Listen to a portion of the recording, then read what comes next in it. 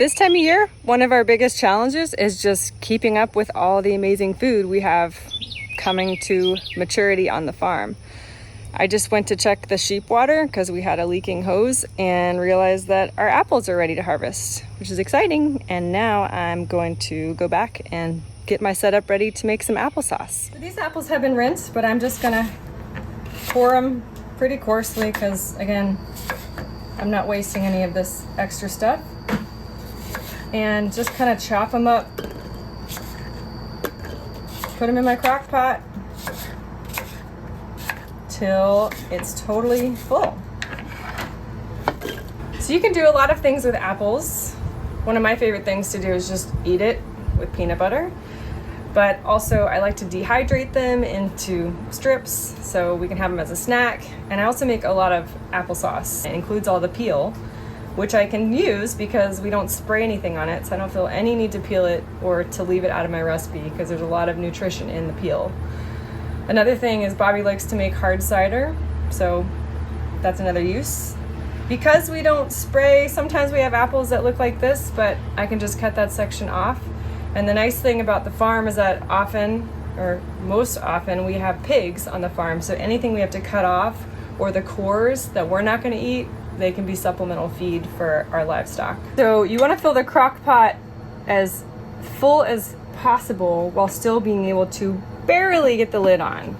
So I can definitely do that. If I added one more apple, my lid would probably be elevated a little bit, but it's going to cook down, so there'll be plenty of space once it heats up and the apples soften. So here I'm going to add my 1/3 cup of water. So now it's ready to just be plugged in. Sit overnight on low for about 8 hours, 8 to 10 hours, and then I'll check on it in the morning. So I'm just getting prepped for tomorrow's canning. And one thing that's important to do is to check your jars to make sure there's no cracks or any imperfections in the lip of the jar, because that could make an imperfect seal and then it's not going to can properly. And if there's any kind of crack or weakness in the jar, then it can just break when it's boiling rapidly, which I've definitely had happen. And it's not going to ruin the whole batch, but it's definitely going to ruin that jar, and it makes a mess. You've got to clean all the other jars. There's broken glass. You want to avoid it if possible. So I'm just going to look at all my jars, and then after that I'm going to put them in the water. This is just room temperature water right now. It's not turned on, so I don't have to use any special tools to put the jars in. And even if you don't know how much your batch is going to make, which I'm not really sure how much mine will make right now, you want to fill the canner completely. You don't want your jars to be jostled around because you are boiling rapidly. So I have some extra jars, like a big quart jar, even though I'm using pints, both wide and narrow mouth. And it looks like I might actually need a couple more jars to totally fill it out. Once I have it filled, I'm just going to let these sit. Tomorrow I'll work on warming up the water to get it ready for canning. But by getting the jars in the water now, they're heating up with the water when I start canning, so they're being sterilized. So they're ready to go, they're clean, they're hot when I'm actually going to be filling them with the applesauce tomorrow. So I really like using this electric canner just because it doesn't heat up a space as much, and obviously I'm doing this outside in our packing shed, but if I were in my kitchen inside in the summer, this just doesn't produce quite as much heat as the stovetop. And also I can crank it up high, I can walk away, not worry as much if I don't have an open flame. Also, sometimes if you don't have a burner, like I have a stove out here, but if I just had an outlet but wanted to do this outside and not heat up my house, this is a great alternative. Like the crock pot's outside right now. If it were winter, I would definitely be doing this inside to just add warmth to my home, but I do not want any extra heat at the beginning of July. So this I just think is a great option, but there are lots of other, like you could just use whatever regular pot you have.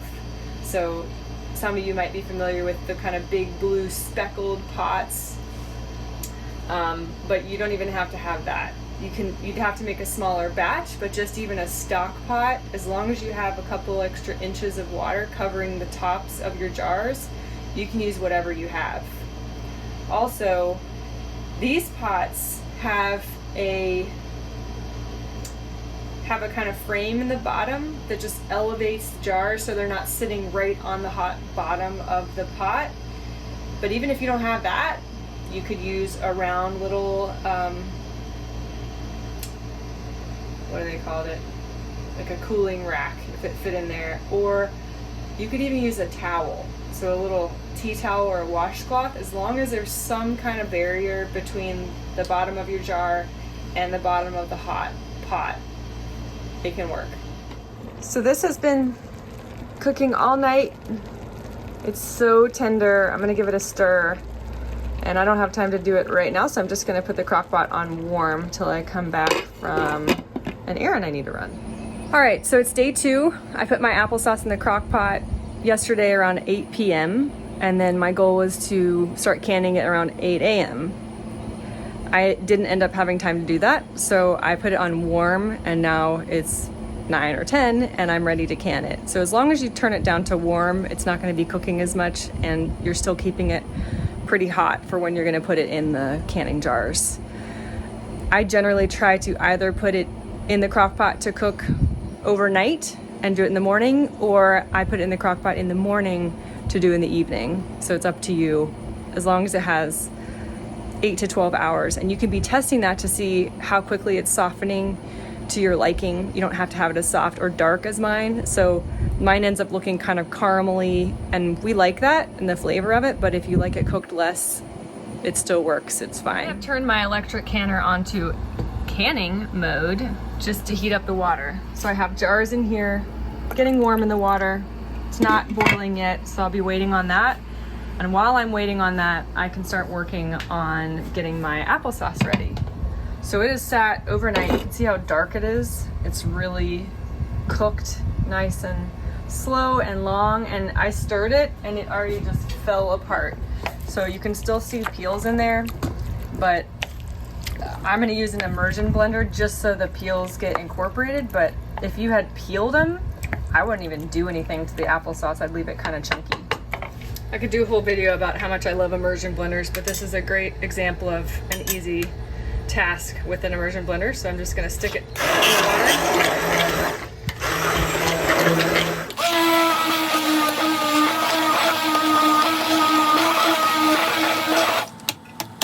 So this is all the important equipment that you have to have if you're going to do the hot water boiling method of canning.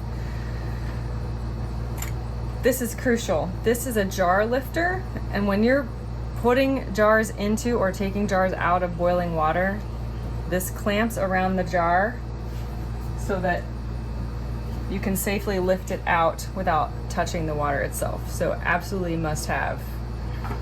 A funnel, doesn't have to be this funnel. Most of the ones I see are plastic. I really prefer the stainless steel ones just because I don't like hot things on plastic.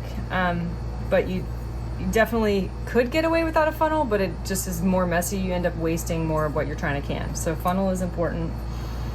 A ladle to put whatever content into the jar that you're canning. A spoon for stirring.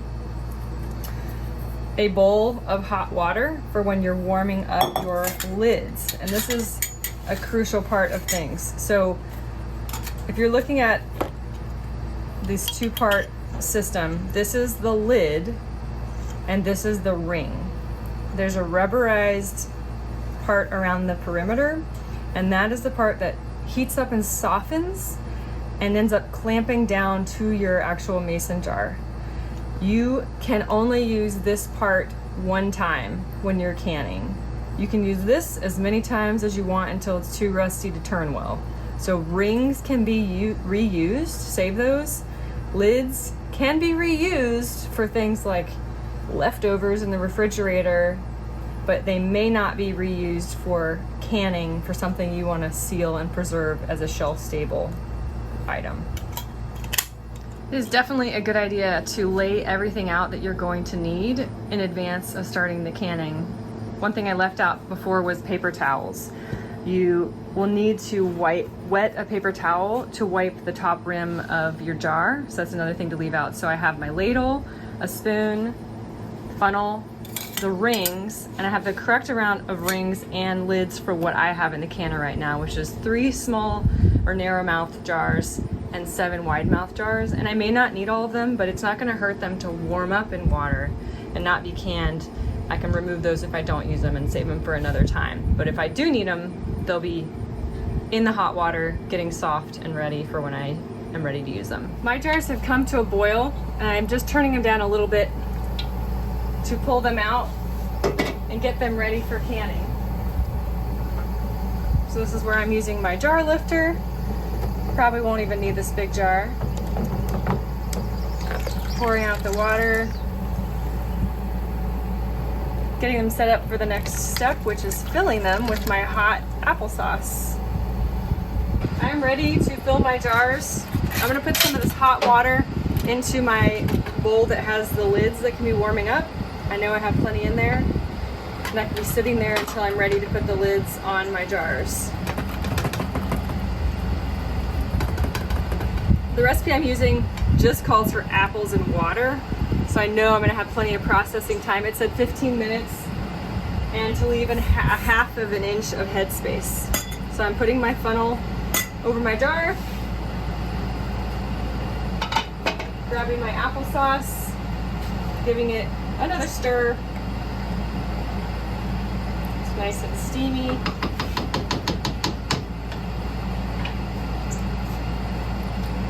Then I'm just gonna fill my jars.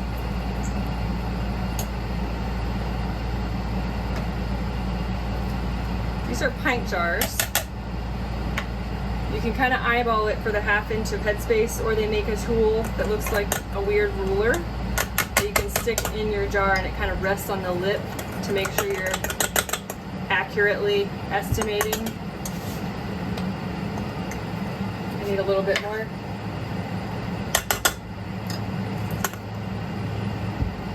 All right. That's about right. Move on and fill the rest of the jars, and then get on to the next step. So that just filled about 5 pint jars, which is okay. I wish I could make a bigger batch or had a bigger crock pot, but if I want to, I can just use a big stock pot and cook it over the stove rather than use the crock pot method. So there's advantages and disadvantages to top way and the crock pot, depending on how big a batch you want to make. I'm now going to hand wipe the rims of these jars with a clean, damp paper towel to make sure anything that's on this lip is going to be removed, so they've got a clean surface for that kind of rubberized seal to connect with. So I do a very thorough job here, making sure there's nothing that can block. Just touch the hot canner. Be careful, things do get hot. Now I've got my warm lids over here. Again, I won't need them all, but I can reuse the ones I don't use because they're not being canned. So I'm gonna grab those, shake off excess water. Now I'm putting the lid on top, finding a ring of the same size, and this is really important. I am tightening it finger tight, which means my fingers tighten it, or it's secure, but I'm not cranking my wrist as if I was trying to open a jar that was stubborn or something. That allows the air to escape that needs to escape to eventually create that vacuum seal that's actually preserving your food. So it's not a wimpy, like, you actually need to close your jar so the lid doesn't come off, but just not exerting a crazy amount of pressure. All right, as you can see, my water is rapidly boiling.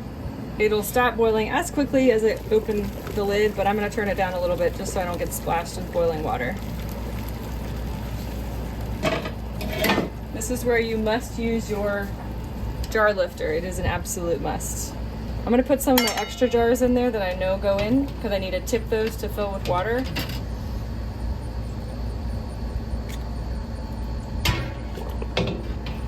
Once I have that, I will be adding my filled jars.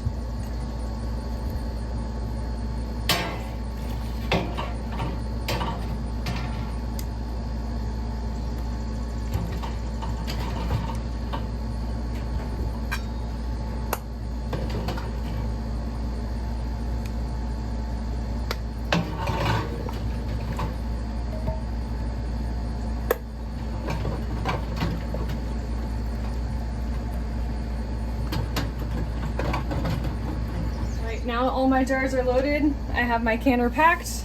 I'm gonna put the lid on, turn it back to canning mode, wait for it to come to full boil again, and then I'm gonna start my timer for 15 minutes, which was the recommended processing time.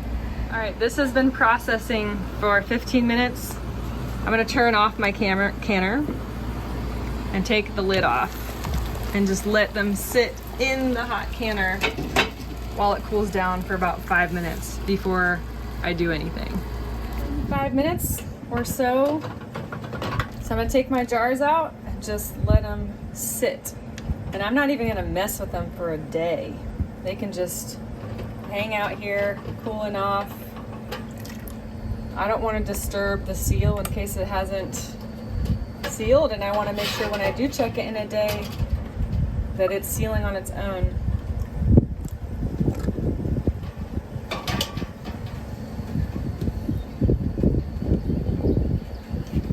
All right. I usually wait around to see if I can hear the lovely pop. It actually looks like all of them have already done that. So we're missing out on that sweet sound of sealing, which is very satisfying. But it looks like they all sealed, which is even better. There are so many resources for canning and great recipes. I teach a introductory food preservation course, so I like to use reputable sources, and one of the most reputable is the University of Georgia Cooperative Extension. So this book, so easy to preserve. I think that's backwards. I had to order it online. I don't know where else they sell it. They mailed it to me. I think I even wrote a check. But it has recipes that I would have no doubt about because they're tried and true. But I have never had any negative experiences with canning. If something goes bad, it's really obvious, so I wouldn't question it. And if you're using the hot water boiling method, you're using higher acid foods. So things like fruits and pickles and things that you don't have to worry about botulism that you would need to pressure can. So that's what we're doing today.